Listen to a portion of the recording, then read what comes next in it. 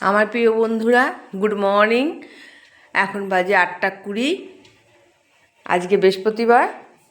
আমি বৃহস্পতিবার রান্না করি না, মাছ টাছ কিছু আগের দিন করে রাখি, আর নিরামিষই করি। নিরামিষ রান্না করি কেননা ওই মাছ ছুঁয়ে তারপর ঠাকুরের কাজ করতে যেতে অনেক বেলা হয়ে যায়, সেই জন্য। যাই হোক, ভাত বসিয়েছি, চা বসিয়েছি, আর এখানে এটা সেদ্ধ দেব। আর কালকে ডাল আর পুঁই শাক চচ্চড়ি করে রেখেছি, সেটা যখন বের করে আমি খেতে দেব তখন তোমাদের সঙ্গে শেয়ার করব। আজকে এই আমার রান্না। তোমরা লাইক, শেয়ার, কমেন্ট করো, সাবস্ক্রাইব করতে ভুলো না, বেল আইকনটা প্রেস করেও রেখো। তোমাদের অনুরোধ করছি, তোমরা আমাকে এগিয়ে নিয়ে যাওয়ার জন্য পাশে থাকো, সাপোর্ট করো বেশি বেশি করে।